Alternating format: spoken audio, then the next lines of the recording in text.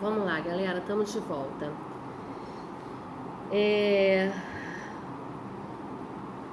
Segundo exemplo. E de dizer a essa raposa, lá em Lucas 13:32, Jesus ele faz uma referência a Herodes como sendo uma raposa. E por que ele usa isso? Porque ele era um cara extremamente ardiloso. Então Jesus se refere a Herodes como uma raposa, porque as raposas são animais inteligentíssimos, tá? Terceiro exemplo, no Salmo 18, usam-se 6 metáforas para falar de Deus, atribuindo-lhe as propriedades seguintes. Deus como sendo uma rocha, uma cidadela, um libertador, um rochedo, um escudo e um baluarte. Tá? Literalmente não é isso, mas são figuras de linguagem que comparam Deus a essas figuras, tá bom? Isso é metáfora. Nas escrituras, então, tem 2 tipos de metáforas que são bastante comuns, referindo-se ao ser de Deus e merecem uma atenção especial. Primeiro, antropopatismo. Quem já teve aula de antropologia comigo, teologia sistemática, vai lembrar de tudo isso que a gente já falou, tá? Antropopatismo, ela vai atribuir a Deus emoções, paixões, desejos humanos, tá? Isso são recursos que o autor utiliza para fazer com que a gente entenda melhor quem é Deus. Segundo, antropomorfismo, atribuem a Deus membros corporais e atividades físicas, tá? Que tem as referências bíblicas para vocês poderem ler, fazer o comparativo e entender. O que são as metonímias?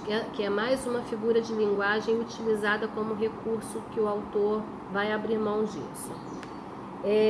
Elas se baseiam numa relação, elas se baseiam muito mais numa relação do que numa semelhança. Essa relação é também muito mais mental do que física. E a gente emprega essa figura para relações de causa e efeito, ou o sinal ou o símbolo, tomadas pela realidade que ela vai representar. Como assim? Vamos lá no exemplo? 1 Tessalonicenses 5,19 vai dizer assim: não apagueis o espírito. Olha só, o apóstolo Paulo toma a causa pelo efeito. Você não pode apagar o espírito, ninguém pode apagar o espírito. Ele está se referindo então a essas manifestações especiais do espírito. Ele não está falando do espírito em si, o Espírito Santo em si, mas ele está falando das manifestações que acontecem no meio da igreja, no meio do povo, e que nós podemos sim abafar, tá? O segundo exemplo, em Isaías 22:22, o autor vai falar assim: porei sobre o seu ombro a chave da casa de Davi. O profeta se utiliza do símbolo pela realidade que ela representa. A chave aqui está no lugar do controle, da autoridade sobre a casa real, tá? Ele não está dizendo que vai pegar a chave e vai colocar sobre o ombro, mas ele vai colocar sobre os seus ombros o peso da autoridade. É isso que ele está dizendo. O terceiro exemplo aqui de figura de linguagem é sinédoque. Dá até para colocar o nome no próximo filho que você vai ter, viu? Sinédoque, vem aqui. Brincadeira. Essa figura de linguagem também se baseia numa relação, só que a relação em que a sinédoque se encontra é muito mais física do que mental. A metonímia era o contrário, né? Era mais mental do que física. A sinédoque agora é o contrário. Na sinédoque, há certa identificação entre o que se expressa e o que realmente quer significar. E a gente usa essa figura quando toma a parte pelo todo ou o todo pela parte. O gênero pela espécie ou a espécie pelo gênero, o plural pelo singular ou o singular pelo plural. Como assim? Vamos lá no exemplo do Salmo 16:9. A parte é tomada pelo todo quando o salmista vai dizer assim: alegra-se, pois, o meu coração. O coração aqui nessa frase, ela assume o lugar da totalidade do ser. Quer dizer, todo o meu ser está alegre, não é só o meu coração. No segundo exemplo, quando lá em Atos 27, o autor relata que havia 266 almas no navio. Ele não queria dizer com isso que havia ali espíritos desencarnados. Ele fala que tinha uma grande quantidade de pessoas ali. Essas almas eram pessoas que estavam dentro daquele navio. Então ele se refere a isso como um grande número de pessoas naquela embarcação. O que é a prosopopeia, então? É mais uma figura de linguagem que a gente vai encontrar na Bíblia e que é importante. Essa figura ela se caracteriza por personificar coisas inanimadas com atos e ações de pessoas. Como assim? Lá em 1 Coríntios 15, 55, Paulo fala da morte como se ela fosse uma pessoa. Quando ele diz assim: onde está a morte, a sua vitória? Onde está a morte, o seu aguilhão? É como se ele pudesse ter uma relação, uma conversa com a morte. E a gente não conversa com uma cadeira, com uma mesa, com uma pedra. A gente conversa com pessoas que podem nos responder, não é? Então, é como se ele estivesse falando com alguém. Isso ele está atribuindo vida a alguma coisa que literalmente não tem vida. No segundo exemplo, em Isaías 55, o profeta vai atribuir à natureza relações de pessoas, reações que as pessoas normalmente têm. Vejam só. Os montes e os outeiros romperão em cânticos diante de vós, e todas as aves do campo baterão palmas. Aonde que um monte pode cantar e uma árvore pode bater palma? Essas são atitudes que as pessoas normalmente têm. Mas ele atribui isso a coisas, para dar vida a elas. O terceiro exemplo, Salmo 85, vai falar o seguinte: o salmista, ele atribui valores éticos e atividades humanas. Como assim? Encontraram-se graça e verdade, justiça e paz se beijaram. Da terra brota a verdade, dos céus a justiça baixa o seu olhar. São valores éticos do que é certo, do que é bom, do que é errado, do que é verdadeiro, do que é justo, do que é correto. Ele atribui tudo isso à terra para mostrar para a gente essas atitudes, esses valores, para essas coisas que não têm atividade alguma. Esse tipo de figura é muito comum, é muito utilizado na linguagem poética. E a gente vai ver isso aqui no livro de Salmos, no livro de Provérbios, em Eclesiastes, tá? Vai ver isso esbanjando o tempo todo, que tem uma linguagem poética. São os livros poéticos. Por isso ocorre com maior frequência no Velho Testamento, que tem uma linguagem muito mais poética do que o Novo Testamento. O Novo Testamento, você vai observar que tem mais relatos, não é verdade? Vamos lá. A quinta figura de linguagem utilizada é a hipérbole. A hipérbole é um exagero, sempre em qualquer situação. Um exagero retórico. Essa figura ela se caracteriza por apresentar uma coisa grandemente aumentada ou grandemente diminuída do tamanho real, para tornar essa coisa mais viva na nossa imaginação, tá? Primeiro exemplo, lá em Neemias,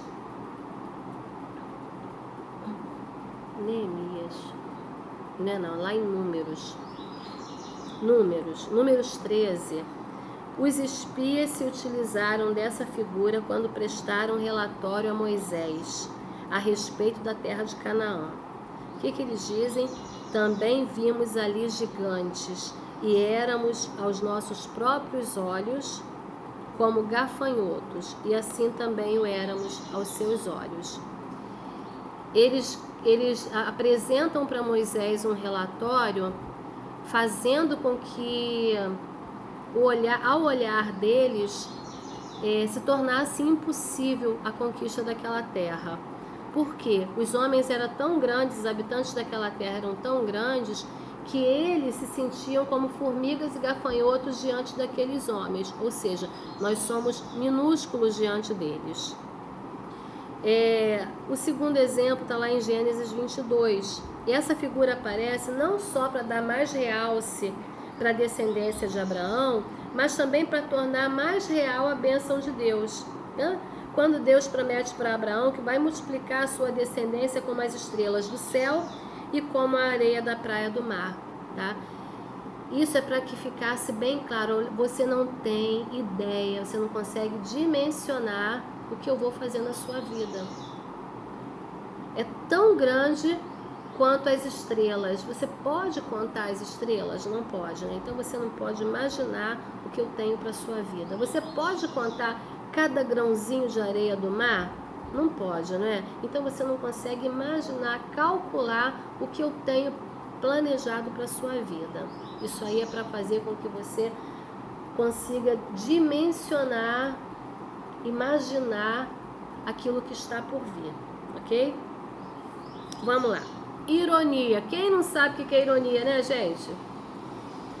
Essa figura é usada quando se pretende dizer exatamente o contrário do que se está dizendo. Ele contém censura ou ridículo, coberta por uma capa de louvor ou de elogio, tá? Isso aí a gente sabe muito bem o que é, né? O dia a dia da gente, a gente se depara muito com isso. Vamos lá. Primeiro caso. Lá em Jó 12, essa figura aparece quando Jó fala a respeito da sabedoria dos seus amigos. Ele fala assim: na verdade, vós sois o povo e convosco morrerá a sabedoria. Ele está ironizando eles, entendeu? Porque de sabedoria eles não tinham nada. O segundo exemplo está lá em 1 Reis 18, quando Elias se refere ao deus Baal no Monte Carmelo. Esse episódio é fantástico.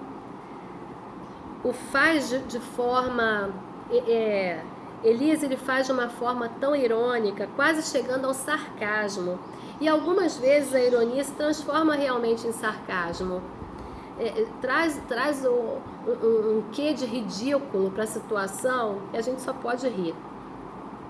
Quando Elias diz assim, ele zomba dos deuses lá, ele zomba de Baal, ele zomba dos profetas, e ele diz assim: chamem mais alto, porque ele é Deus. Pode ser que ele esteja meditando, dormindo, então quanto mais alto vocês gritarem, tá? Pode ser que ele desperte. Ai, fala mais alto. Vocês estão falando alto, não, ele deve estar dormindo. Fala mais alto para ver se ele desperta. Ele zomba educadamente. Nada pior do que isso, hein, gente? Nada pior do que isso. Alegoria é mais uma figura de linguagem que a gente já cansou de ver na Bíblia, a gente já falou sobre isso em várias situações. Na verdade, essa figura é apenas uma metáfora ampliada, tá? Ou várias metáforas reunidas representando cada uma delas realidades correspondentes. Mas a comparação ela não vem expressa e o sujeito e a coisa comparada elas vão estar sempre interligadas. A alegoria ela se aproxima muito de uma parábola. As diferenças entre parábola e alegoria são as seguintes. Primeiro, a alegoria é o uso figurativo ou aplicativo de uma história ou um fato que se admite, enquanto que a parábola é em si mesma uma suposta história ou um suposto fato, tá? Segundo, uma outra distinção entre alegoria e parábola é que a alegoria, diferentemente da parábola, ela usa as palavras no seu sentido metafórico. E a sua narrativa é sempre fictícia, ainda que a história seja supostamente possível, tá? Terceiro, geralmente a alegoria, ela intercala a história e a sua aplicação, de sorte que a alegoria, ela traz no seu conteúdo próprio a sua própria interpretação. Já a parábola, ela tem prosseguimento, mantém a história e a sua aplicação de forma distinta. Normalmente a aplicação acompanha ou sucede a parábola, tá? Se a gente for, um exemplo, lendo o Evangelho de Lucas, quando você começa a ler as parábolas, o Evangelho de Lucas é um evangelho de forte crítica social. E todas as vezes que Jesus apresenta uma parábola, ele sempre no final ele traz a aplicação daquilo ali. ele explica, ele mostra, ele aponta. Exemplo, no Salmo 80, aparece uma alegoria. Vai narrando uma história fictícia para ilustrar a vinda do povo do Egito e o que fez Deus com eles naquela terra. Diz assim: trouxeste uma videira do Egito. A gente já falou sobre isso, que no Antigo Testamento a videira era Israel. No Novo Testamento, a videira é Cristo. E o que expulsaste as nações e a plantaste. Protege o que a tua mão direita plantou, o sarmento que para ti fortaleceste. Está falando da saída do povo do Egito, os embates que eles tiveram com todos os povos que eles tiveram que lutar, que combater, que batalhar, que pelejar para conquistar a terra onde o próprio Deus plantou, que era a terra prometida, né? Que não foi fácil. Quando eles chegaram lá em Canaã, eles não encontraram tudo pronto para eles. Eles tiveram que conquistar a terra que Deus já havia prometido para eles. A terra já era deles por direito, mas eles tinham que conquistar porque o território já havia sido ocupado por outros povos. E a gente já leu sobre isso. O segundo exemplo está lá em João 10. Jesus vai narrando uma história alegórica quando quer falar da sua relação e intenção para com a vida dos homens. Ele diz assim: aquele, porém, que entra pela porta, esse é o pastor das ovelhas. Eu sou o bom pastor. O bom pastor dá a vida pelas ovelhas. Ele está dizendo que como eles devem reconhecer aquele que tem todo amor, aquele que dá a vida pelas ovelhas, aquele que ama, que cuida. Esse sim é o verdadeiro pastor. E é esse o tipo de convivência que ele quer ter com esses homens. Vamos falar agora um pouquinho a respeito dos princípios de interpretação da linguagem figurada. Primeiro, é da maior importância que o intérprete tenha uma concepção clara das coisas nas quais se baseia a figura de linguagem. De onde elas são extraídas, visto que as figuras elas se fundamentam em semelhanças ou relações. Tá? Vamos lá no exemplo? Salmo 92. A gente vai perceber algumas figuras de linguagem aí. O justo florescerá como a palmeira, crescerá como o cedro do Líbano. Mas como é que você vai interpretar essas figuras se você não sabe nada a respeito como é que as palmeiras florescem, como os cedros crescem no Líbano? Quem sabe muito bem o que é isso é quem vivia naquela região, quem conhecia, quem sabia do que o autor estava falando. Para a gente que está lendo isso, a gente não sabe, ele não está dizendo nada, não vai acrescentar nada para a gente. A gente até imagina que seja algo tremendo, mas a gente não sabe. Então é importante você saber de onde saiu isso. Aí hoje em dia você tem acesso a várias ferramentas que você pode pesquisar. Como é que acontece? Como é que a palmeira floresce? E aí você vai estudar, você vai pesquisar tudo isso para saber por que é que o autor está falando disso. Qual a importância do cedro do Líbano? Pesquisar sobre isso vai facilitar o seu entendimento desse texto. O segundo exemplo é o Salmo 51. Purifica-me como ísopo e ficarei limpo. Lava-me e ficarei mais alvo que a neve. Para a gente interpretar e compreender melhor essas figuras, você precisa saber a respeito sobre os rituais de purificação de Israel. Tá? E para isso a gente vai precisar ir no livro de Levítico, no livro de Números, para entender o que o autor fala a respeito dos rituais de purificação, como eles aconteciam, né? Qual é a utilização dessa planta, do hisopo, no processo de purificação, nos rituais de purificação, como acontecia isso?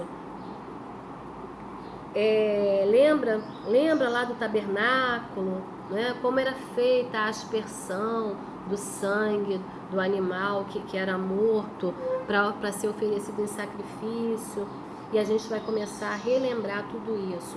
É importante ter conhecimento. De onde o salmista tira essa comparação dessas figuras e quais as propriedades dessa planta, desse arbusto aí, o hisopo? né? Qual a ligação dele com os rituais de purificação? Isso é importante. Aí como é que a gente vai saber disso? A gente vai lá no livro de Levíticos e de Números, que é onde estão as leis, para a gente poder, as orientações, para a gente poder saber tudo que era feito, como acontecia, para a gente poder entender o texto. Vamos lá. Segundo, a pessoa que vai interpretar o texto, ela precisa chegar a uma ideia principal das semelhanças ou relações que o autor quer estabelecer com o uso de figuras de linguagem, sem dar muita ênfase aos detalhes, tá? Esse é um cuidado importante. Exemplo, lá em Apocalipse 16, a gente precisa ver que tipo de relação existe entre a figura usada por João e a volta de Cristo. Quando ele diz assim: eis que venho como ladrão.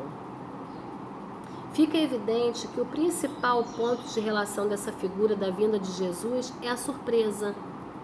Que ninguém marca a hora para invadir a casa de ninguém, não é? Qual é o ladrão que liga para você ou manda um zap dizendo assim: olha, amanhã, 2 da madrugada, eu vou invadir a tua casa, hein? Vou roubar tudo, vou levar tudo. O objeto do ladrão, o objetivo do ladrão é a surpresa, tá? É o ponto principal. Ninguém marca a hora com o ladrão. O ladrão, ele vem sempre de surpresa. E aí ele quer enfatizar qualquer outra coisa na estratégia do ladrão em invadir casas, e a segunda vinda de Jesus é perigosa. E além do que realmente é necessário para interpretar a compreensão da linguagem figurada dessa passagem, tá? Todos nós seremos pegos de surpresa. Mas qual é o perigo disso? É que aquele que estiver preparado para esse dia será pego de surpresa, mas ele não estará desprevenido. Existe uma grande diferença, tá? Você está sendo preparado, você está se preparando há muito tempo para esse grande dia.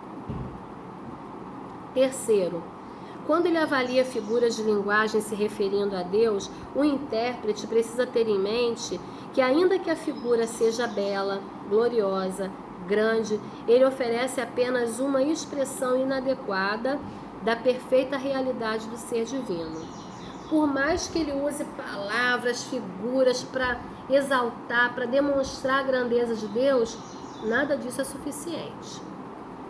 Primeiro exemplo, no Salmo 18 e no Salmo 84, Deus é chamado de luz, de rocha, de fortaleza, de altar, de torre, de sol, de escudo, de várias coisas. Tudo isso dá uma ideia de Deus na sua relação conosco, mas nenhuma delas não chega nem perto de dar uma completa e exata representação de quem Deus é. No segundo exemplo, lá em Êxodo 32 e Efésios 4, vão aparecer expressões assim: como Deus se arrependeu, entristeceu o espírito. São figuras que representam sentimentos nobres, mas que ainda não conseguem expressar com perfeição tais sentimentos no coração de Deus, tá? Por quê? Deus se arrepende? Não, Deus não se arrepende.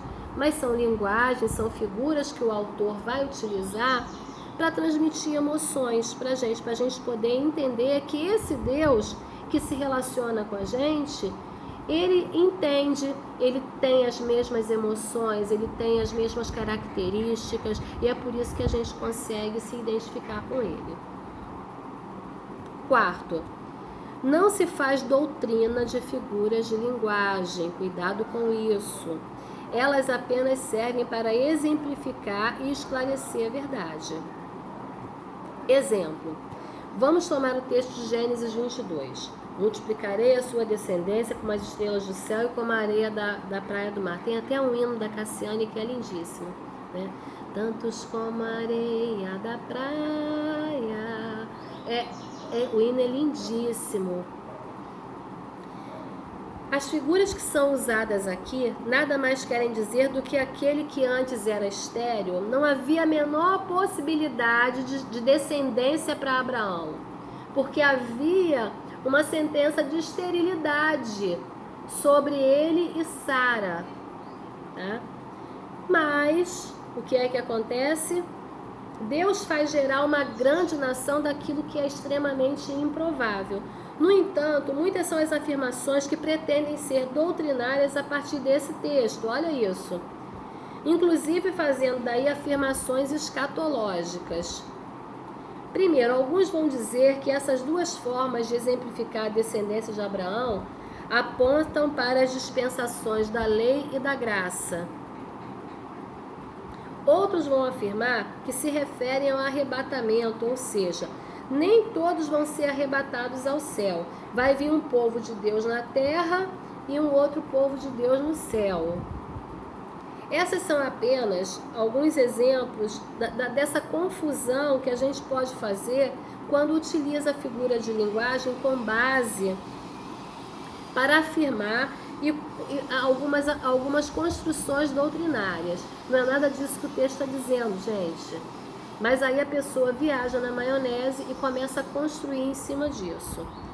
Sempre que se pretende gerar doutrinas a partir dessas figuras de linguagem, elas são fantasiosas, tá? Elas servem apenas para esclarecer a verdade.